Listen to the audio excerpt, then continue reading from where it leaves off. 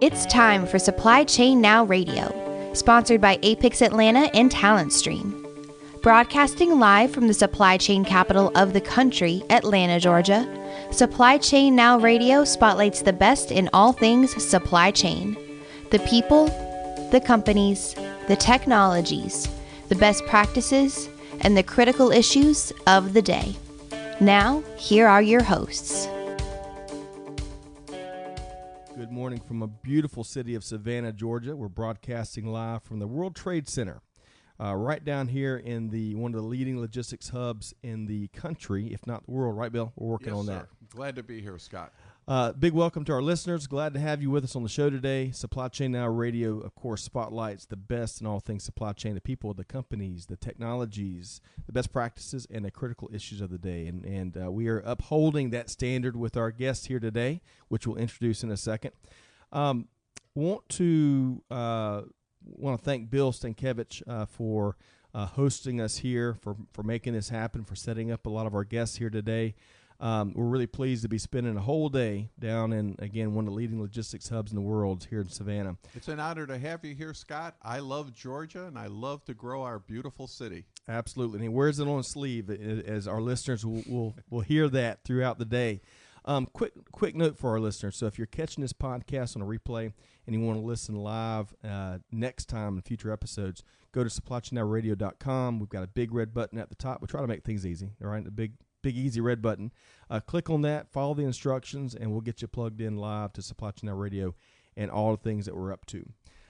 So let's say a good morning to our guest today. Again, I'm pleased to have Bill Stankiewicz serve as my co-host today. Good morning again, Bill. Good morning, Scott. In this segment, Bill and I are pleased to feature Mr. Sean Geng as our special guest. Sean serves as Executive Chairman and COO of Smoke Cartel, a popular online retailer and distributor of glassware and smokeware products. So good morning, Sean. Good morning, guys. How's it going? Morning, Great. Sean. Glad you're here on Supply Chain Now Radio. So before we get started, let's thank our sponsors and hosts again. Supply Chain Now Radio programming is brought to you by Apex Atlanta and Talent Stream. And today, as we mentioned on our first segment, we're hosted by Apex Savannah and our big friend of the show, Bill Stankiewicz. And we're in a wonderful World Trade Center of SEDA, Savannah Economic Development Authority. Big thank you to Tripp, their president, and their complete staff. Huge. Great point. They have been such a gracious host for us, putting us up in this beautiful conference room where they're making big deals, probably as we speak. Right, Bill? Yes, probably a couple hundred more new companies coming in 2019. Wow. Software developers, warehousing, distribution, manufacturers. As you probably know, Crane Worldwide just had their grand opening yesterday. Jim Crane was there. Regretfully, I was not able to attend that because I had to attend the Women in Construction Conference at Tubby's and Thunderbolt. Wow.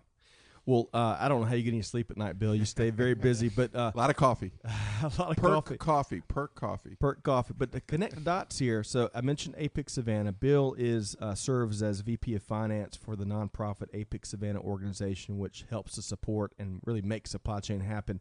And he also heads up, one of the other things, the local chapter of the Georgia Manufacturing Alliance, and then Coastal Workforce Development. That reports into the Savannah mayor's office. I should have brought about 13 more pages of notes, Sean. Sorry about that. His resume is going to be at least a 4-pager. But, in the first segment, Sean, we had Keith Fletcher, who's part of the task force. For the technology corridor.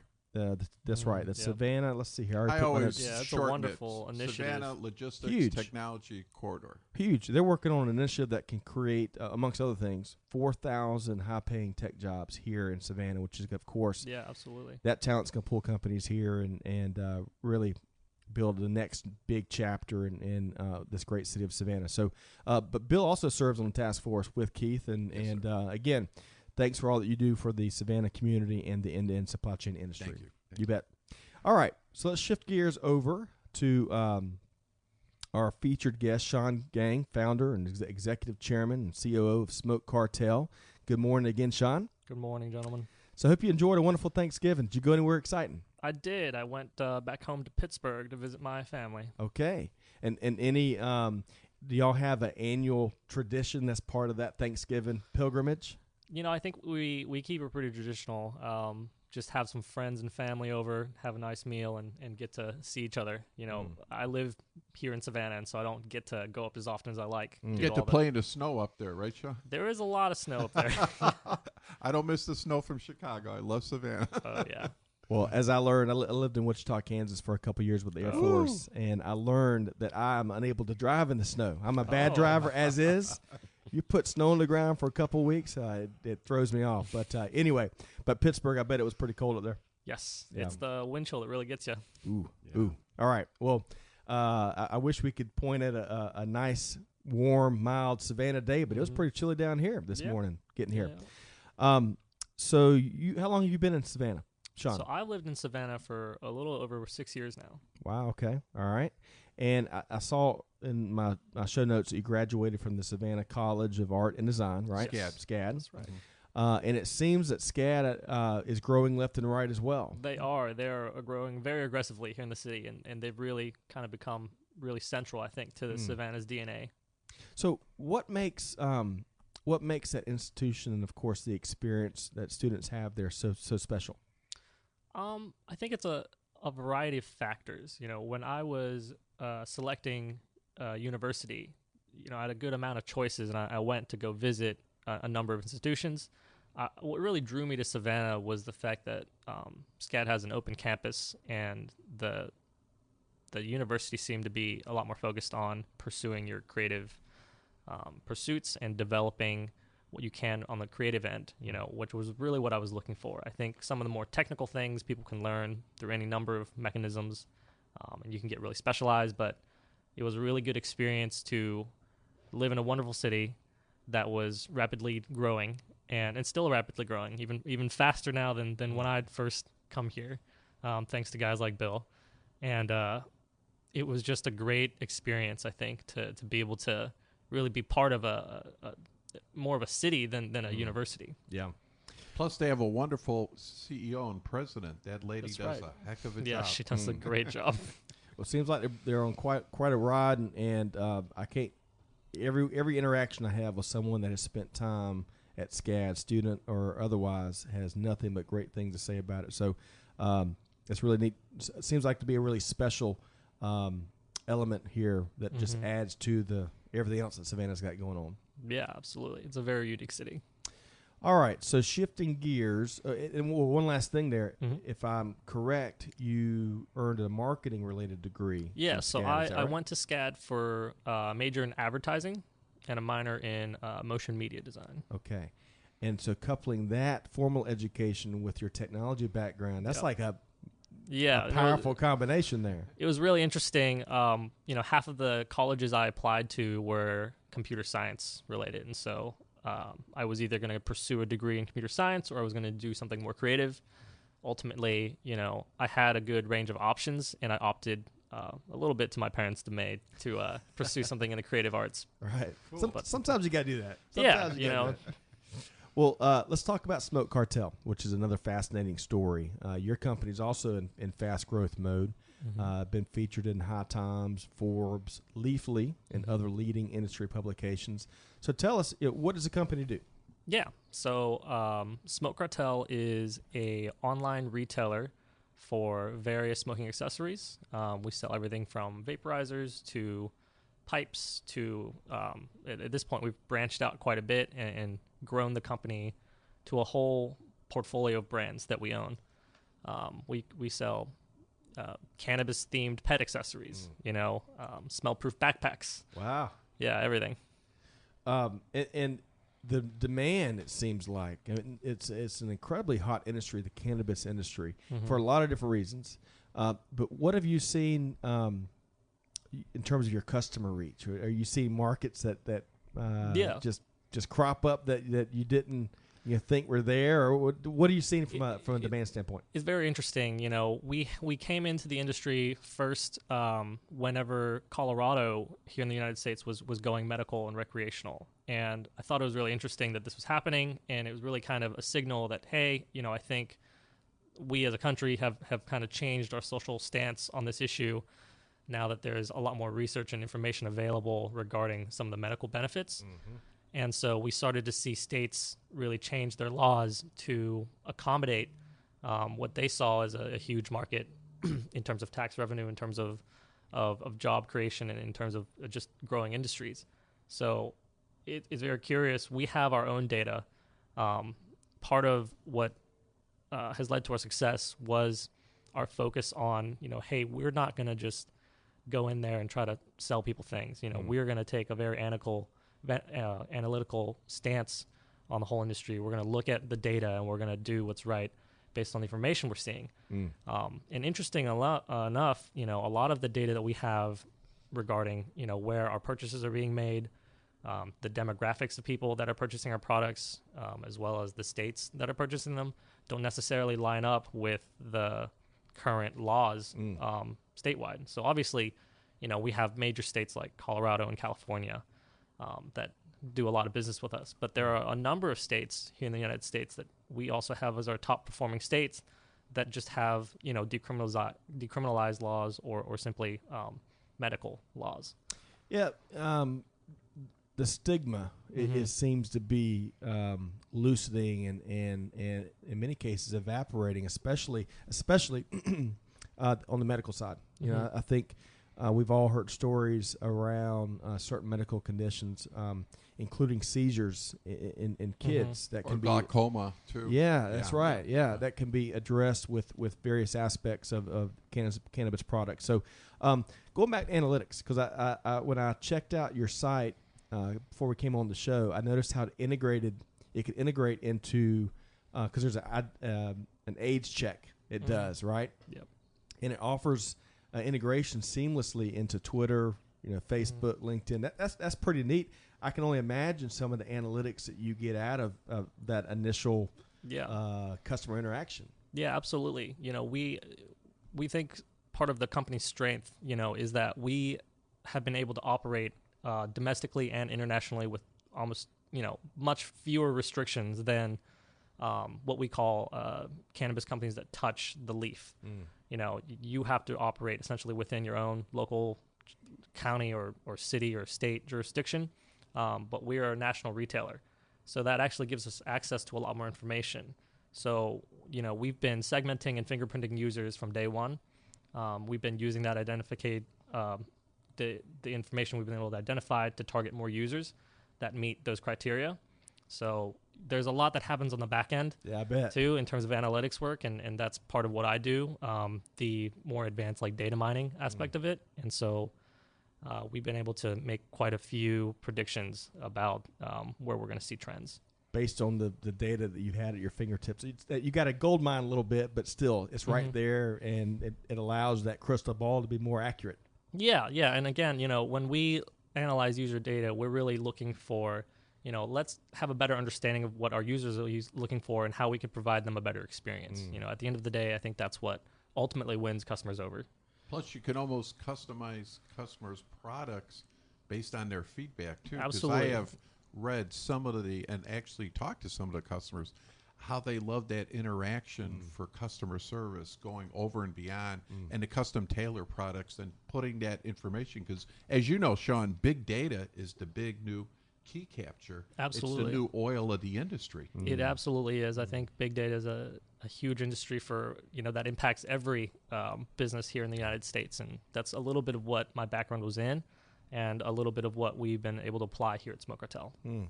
Well, so I'm going to swap my questions here. Excuse me.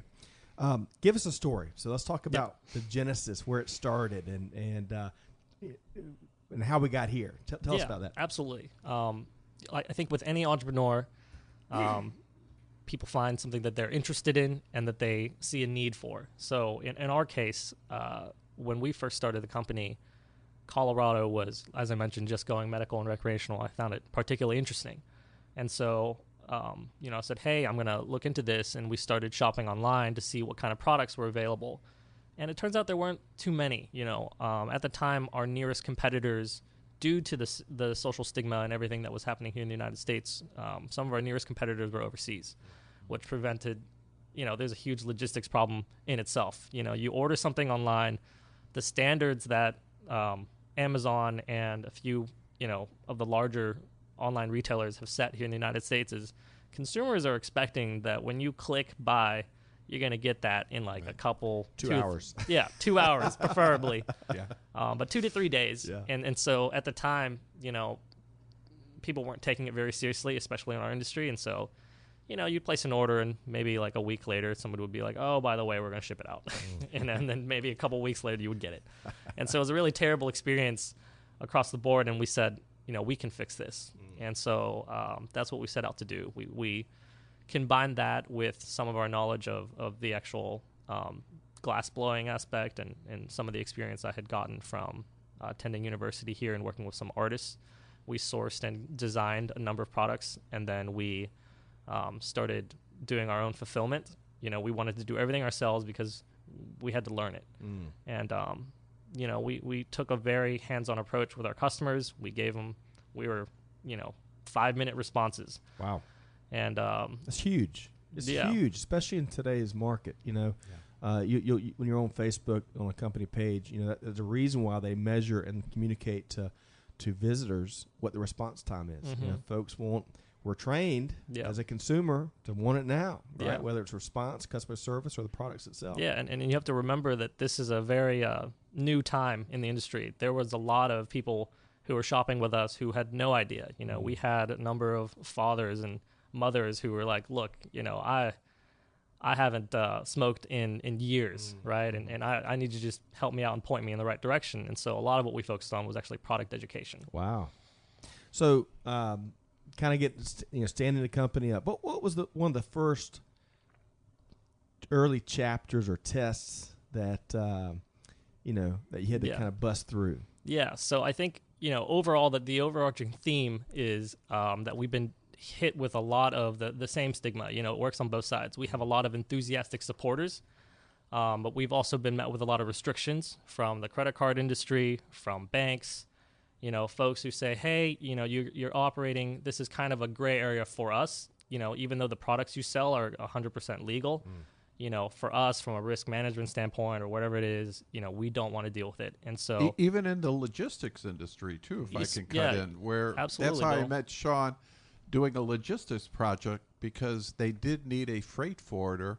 And a lot of the freight forwarders, there's over 65 freight forwarders in Savannah right now. But wow.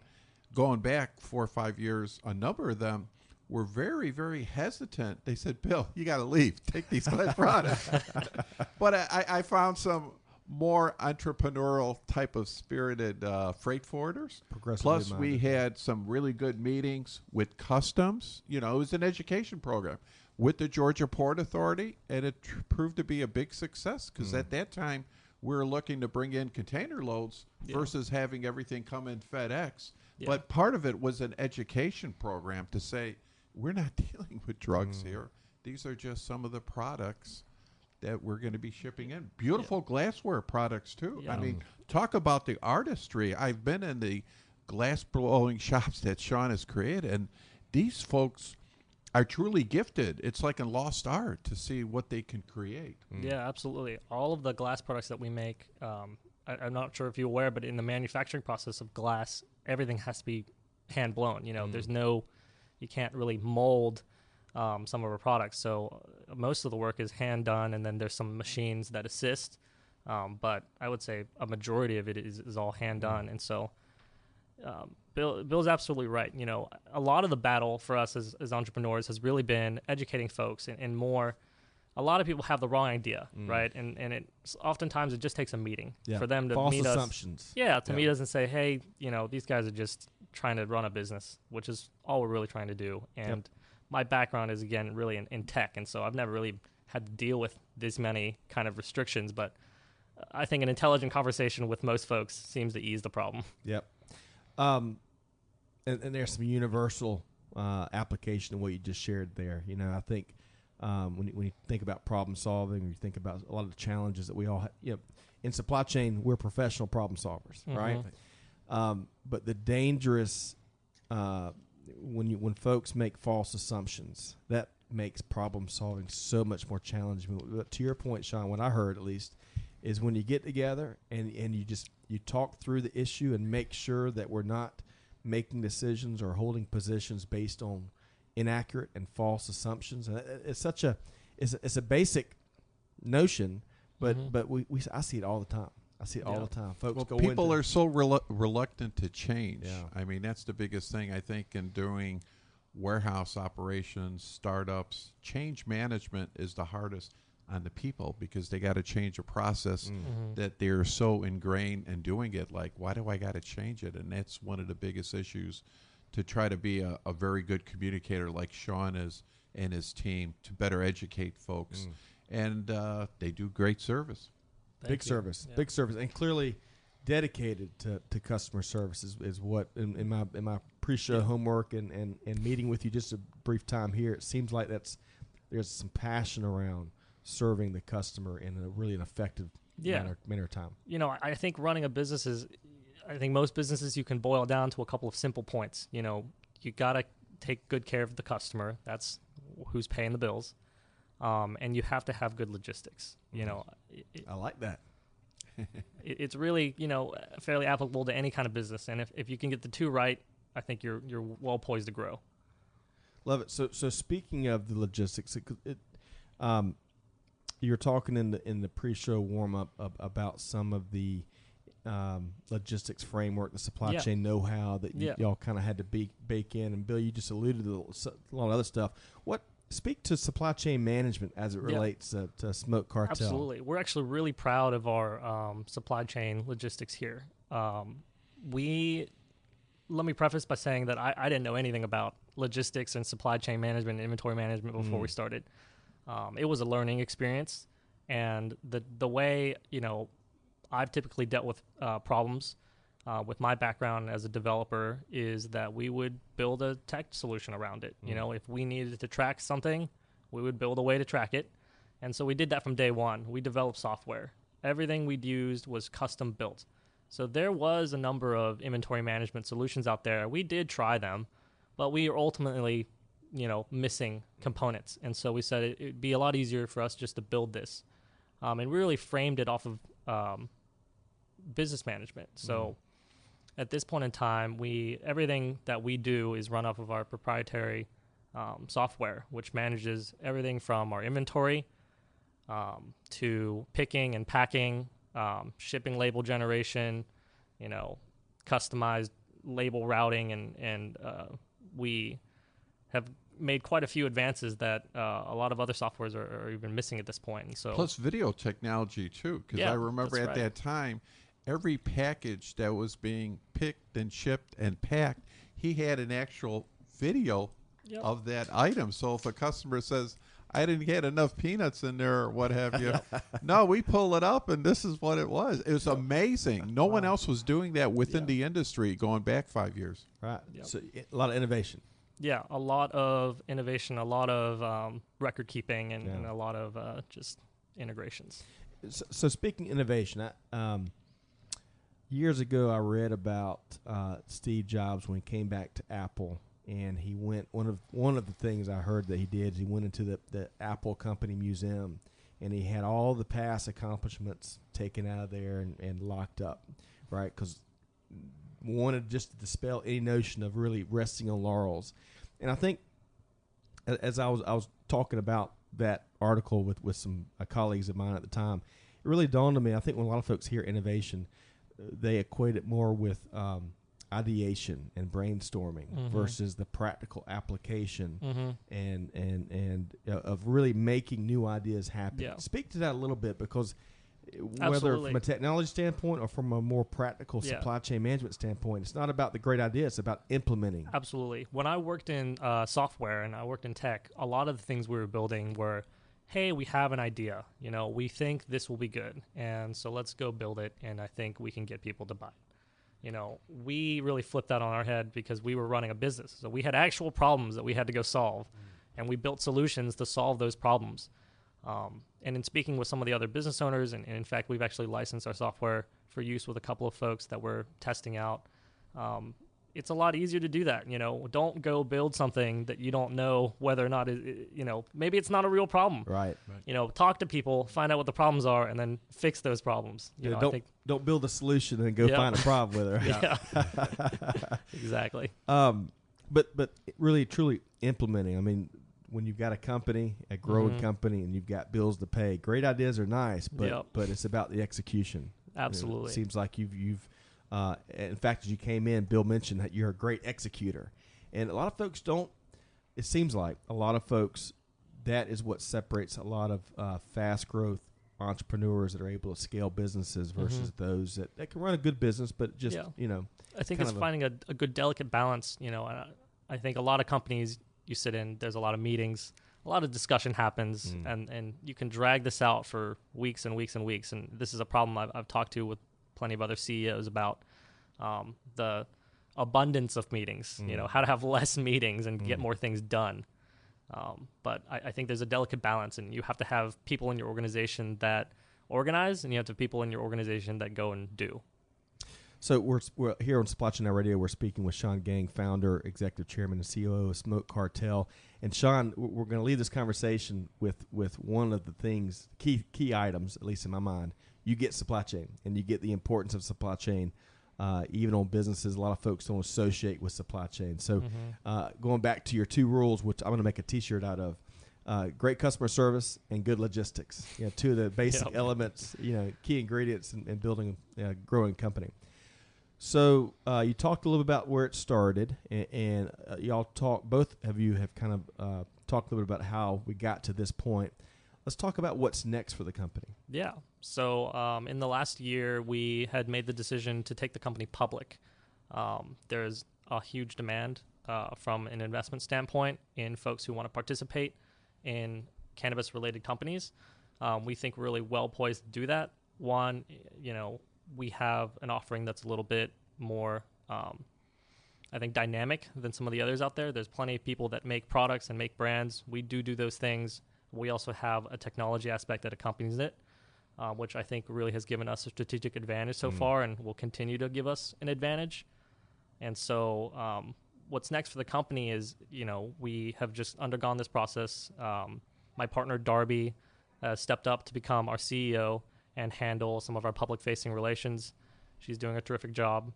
And on my end, we're hard at work continuing to develop our infrastructure, continuing to set ourselves up for more growth, because we know kind of the scale at which our industry is going to grow, and we want to be able to become a leader and really dominate that industry in the coming years. And speaking of the industry, not only your organization's growing, but it's a fast growth organization in a fast growth industry. The cannabis industry, as we mentioned, is huge and growing. Canada just became the largest country to legalize recreational use, I believe. Any predictions around what's next for the industry? I think our states will continue to discuss. There's a lot of states out there that have seen tremendous rewards as a result of whether they went recreational or medical in terms of tax revenue and tourism. I think that at the end of the day, most Americans kind of have the common sense to realize that, look, if you're going to regulate tobacco, if you're going to regulate alcohol, this is really no different. Yeah. Cannabis tourism. That's a new phrase I'm learning here today. Well, going back, you mentioned your partner, and this is a really neat note. One of the things that Apex Atlanta has done in recent years is stand up a gender gap task force. Because in supply chain, as with a lot of the rest of the business world, there's a big disparity, especially as you go up, from frontline leadership positions to senior level leadership positions. The amount of female representation in those boardrooms and in those offices, really, they're diverging paths. It's almost 50-50 on the front end, frontline managers, but then you get in a C-suite and it's much different. So absolutely, to do our little part, that our nonprofit resources can the way as best we can move the needle, we put a task force together and try to facilitate some conversations to help folks learn and get more comfortable with some of the issues that are driving the gender gap. So, and I support the Show Me 50 group Yes. that is set up by the beautiful and talented top executive with UPS, Elba. It's a showme50.org. Yep. And what she does is she goes into the boardrooms and the CEOs, and she says, show me 50% of your board women, Yep. 50% women. She's brilliant. Brilliant lady, Elba. Elba Preha Gallagher is our task force chair of the Gender Gap Task Force with Apex Atlanta, and she founded Show Me 50, and you can check that more information about that at showme50.org. I spent a couple hours with Elba on Monday filming some stuff. But, Sean, going back to your point, because you made some big news. So your partner, Smoke Cartel, appointed the first female CEO of a publicly traded cannabis company in the U.S. with your partner, Darby. That's right, Darby Cox. What triggered that? What made that decision happen? Why did y'all choose to do that? Darby and I have been running the business for years. She is my other side, and we've always operated as equals. I think especially in the cannabis industry, because it's a new and developing space, it's really rewarding to see that, from an industry-wide perspective, there is a much, much higher concentration of women who are participating in cannabis. It's very close to 50-50. And so for us, we said, look, we have to realize each other's strengths and weaknesses and what our individual career goals might be and who might be best poised to do what. I am a technical guy. I like problem solving and I like getting things done, and I want to continue to do that. Darby is a terrific communicator. She has been great at executing our brand vision and really conveying the message of what our company is going to shape to become to the public. And she's really stepped up into that role and done a terrific job. And we're very excited that we were one of the first to lead the charge and that she became one of the first female CEOs here in the public cannabis industry. Love it. And would love to, we'll have to have y'all back and kind of present both sides of the business, but also to pick her perspective on what some of the things that put her in position to do just that, what the big things are up to now. So great story. So let's shift gears a little bit here. You mentioned, you said you're a technical person. I thought you were going to say a technological person, but but from what I understand, you're a passionate technologist as well, right? Absolutely. So what are a couple of the emerging technologies that you really have your eye on, especially as they may relate to Smoke Cartel or the supply chain industry? So we're really looking at machine learning as it applies to our logistics. We've been able to apply machine learning just as a concrete example. Part of our software suite that we have developed, we use machine learning to predict the size of packages and the weight of packages before they go out, which has really increased our efficiency. We essentially generate a shipping label for a box before we even pack it. So all we have to go do then is just pack the box. We don't have to go weigh it. Our accuracy is well above 99%. So we've been very successful by applying machine learning there. Another aspect that we're really looking at is VR and AR. We've seen some awesome solutions come out, especially in logistics, where I've seen some solutions where people wear these headsets and they kind of show you the route you need to go in the warehouse. We're still exploring things like that, but right now a lot of what we do is really apply some of the newer concepts in machine learning and computer-driven learning to logistics, and I think it's really kind of going to be the next wave, as a lot of the software that's out there today and a lot of the processes that people use in warehousing and manufacturing haven't progressed to that. And what about robotics? Are you looking at installing robotics in your facility too? We've looked at robotics a number of times. There's a large upfront cost in terms of investment in deploying robotics, and there's a lot of industry leaders that we're looking at, like Amazon, and there's a company in Pittsburgh called iFetch Robotics, which is doing tremendous work. Another one to take a look at is Gray Orange. I know the CEO there very well, Chris Barber, because he's done a number of projects for me when I worked at Eagle Global Logistics. And it's a Singapore-based company. They just opened up a Atlanta operation. They're building a new facility in The regional Roswell, Georgia. headquarters is in Regional Atlanta. headquarters. I think They got 50 new jobs that they're hiring for, and Fantastic. I'll have to connect you with Chris Barber, their CEO. Yeah, that'd be terrific. I'd love to meet him.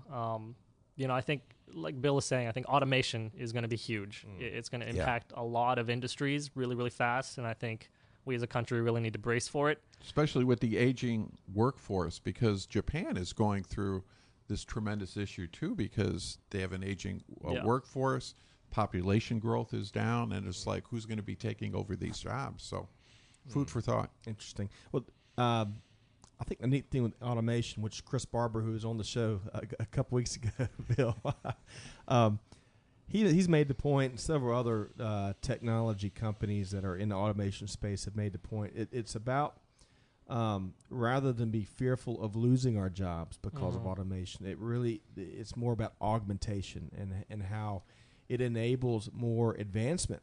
Especially for those folks willing to learn. You mentioned machine learning. I would say that the human accompaniment to that, a complementary piece of that, is continuous learning. Right? We got to learn something new every hour these days, especially in this economy.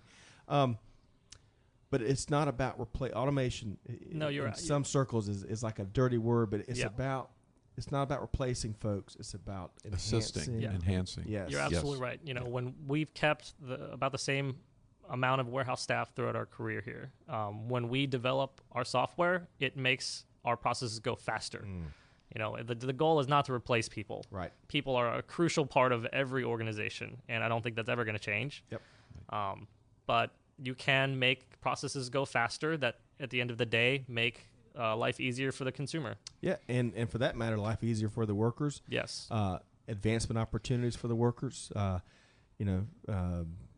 All types of opportunity is a good thing. Automation is a good thing. So I appreciate your take on that. One last question about emerging technologies, because, Bill, as you know, we can't talk about supply chain without mentioning blockchain. It's a regulation here. That's true. Yeah. In an industry like cannabis, where there is, for the foreseeable future, there'll be a lot of regulation, right? Regardless how doors open and how new markets, that's where we're going. But still, probably lots of regulation. Blockchain. How do you see that factoring into this industry? So I'm personally very enthusiastic about cryptography and blockchain technology in general. I've worked a lot in that space, and I think that there's a lot of opportunity in a lot of industries, especially in cannabis, regarding blockchain. One, you've got a public ledger, an easily auditable, traceable system in which you can track transactions. So there's a lot of use cases, I think, that are being developed right now. I think one that makes a lot of sense is in terms of regulation. You want to be able to track from seed to sale, right? So from the farmer to the retailer. And blockchain is a tremendous opportunity to do that. And I think some folks are already starting to deploy that technology. A lot of it, I think, at this time becomes red tape, getting that technology to become adopted by the local jurisdiction or the statewide jurisdiction. But I think once we have some concrete, historical working models, that it really be a no-brainer to deploy that. That's a good point, because I think some companies like Walmart has used blockchain on a limited basis for food safety, from the grower coming from Chile, Peru. Where was that field at? Coming in through customs, the U.S. market, going out to the food stores, because food safety, as you know, like with the lettuce industry, what happens? Got to find out where that created that issue. We were talking in the first segment, Sean, about some of the lettuce issues and some of the root causes behind lettuce issues. Yeah, and I will let us entertain you. I'll set it off to the side because it's about lunchtime. But anyway, we talked more about we ordered kale. So. Yeah. Okay. But I like your. Would love to dive deeper maybe next time you're on the show about crypto, blockchain, and for that matter, you mentioned machine learning and VR, AR, and robotics. It's neat to see someone not only in a hot industry but also look to apply in a meaningful, practical way all these the right technologies. Yeah. Right. The right technologies into business. I saw the other day speaking of crypto, that the state of Ohio, this was really stood out for me. Oh, yeah, because that's right. They're accepting Bitcoin as Yes. a payment option The for very state first. taxes. Yeah. Yeah. So in this debate, and not to open a can of worms, but I've got friends and network colleagues that think it's a fad and it'll fade away, and I got friends, network colleagues warning me to invest in Bitcoin today, and we won't go into that discussion, but to see the state of Ohio, I thought that was a pretty fascinating piece of news. No, I agree. I think with every new and emerging technology, there's a lot of buzz, right? And it's hard to distinguish between the trend and the core fundamentals. When I got involved in cryptocurrency, we're talking a decade ago. This is a long time ago, and I was a developer, and it was just a group of developers looking at a bunch of code and saying this could work, But I think at the end of the day, the fundamentals make a lot of sense. I think part of the issue in emerging technology is getting consumers to understand how things, how the fundamentals work, rather than just saying, well, you need to buy from an investment standpoint. Right. And I think you can apply that principle with anything, including business. And it goes back to what you said earlier, consumer education, how that's been a big piece of what y'all do at Smoke Cartel. Absolutely. I think at the end of the day, if we give people the right information and let them make an informed decision, that is what is more sustainable in terms of winning that customer over at the end of the day. Good point. I want to wrap up today's interview on kind of the more intangible side. Leadership is a topic that dominates most of our podcasts and webinars, as it should. I think there's a lot of passion, usually with a lot of folks we have on the show, about leadership, real practical, progressive leadership, heavy lifting leadership, And there's a couple questions here I want to pose in front of you. One of them is I saw a phrase that was on one of your social media profiles: doing right matters more than being right. What does that mean to you? Why is that so important to your MO? I think with a lot of executives and a lot of folks in management positions, there's a lot of, I have to defend my position, or I have to, maybe there's some ego involved or whatever it is. I think as leaders and as people, if your goal is really to advance your organization rather than advance yourself, which is not wrong. I think everybody has a need to, do what's right for their own career. But in terms of an altruistic means, I accept the fact that I'm probably going to be wrong a lot of the time. When I talk to my team, I make it very clear that, look, I might be wrong, and maybe you can prove me, this is what I think, but I'm open to discussion, and I'm open to being, prove me wrong by all means.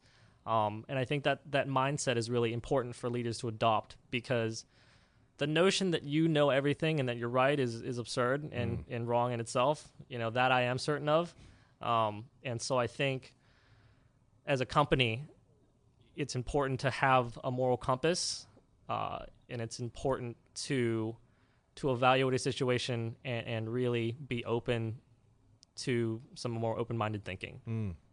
I'm with you. You're preaching to the choir. I appreciate that perspective. So one final question for you. So if we were to ask Darby or colleagues or family members or people you do business with, what are the one or two values that is Sean Geng as a business leader, what would they tell us? Oh, I'm not really sure. I hope good things. I'm not really sure. I could be wrong, I'd like to think that I'm a pretty straightforward guy. I don't like to beat around the bush. I'll be direct with people, and I think maybe that's just my personality, but I like to get things done. I don't like to waste time. So, what else is passionate when you're leading the organization here, leading a big growing organization? What else do you, when you think about the decision making that you as one of the leaders have to make, and some of the tougher decisions, what are some of those the guidestones or the guideposts for you? Yeah, I think a lot of it is, now that we're a public company, we have my duty in terms of being an executive there and a founder. I have a responsibility to our investors. I have a responsibility to our shareholders. So does Darby, and so does the rest of our team. We're not doing anything for personal financial gain. We're doing it to grow our organization. You know, we have some mouths to feed. We want to be able to grow, and we want to be able to scale to become the top leader in our industry. And so when you frame it in that perspective, you know, you really have to think in terms of the organization. You know, what is right for the company to do? And that's difficult. It's a difficult thing to think about a lot of the times, but I think it ultimately, you know, is what you have to do to be able to scale. Love it. Doing right matters more than being right. So that's going to be another T-shirt. We're going to make Sean to send it to you. So he'll have to get some royalties. I'm still helping as a consultant. There's some great screen printers actually here in Savannah. Yeah. 9-line. 9-line is fantastic. They're There's very about a dozen more veteran too. and military focused. My good friend Van actually runs a company called 13 Bricks, 13 and they're bricks. local. Okay. And you should always check them out. They do great work. 13bricks.com. Yep. Okay. Do they do tall? They do I always everything. need Yeah, tall. So we have some tough questions here on Supply Yes. Chain. Hey, you got to check all the planes. Sean, really thanks for spending Thank some you, time Scott. with us here today on Supply Chain Now Radio in our special hashtag Savannah Biz episode. And to our audience, again, that was Sean Geng, founder and executive chairman and COO of Smoke Cartel. You can learn more at www.smokecartel.com. That concludes this episode. Big thanks to my wonderful co-host again here today, Mr. Bill Stankiewicz, and Thank you. our special host, Apex Savannah, and the World Trade Center here in the beautiful city of Savannah, Georgia. So long. We hope to see you next time on Supply Chain Now Radio.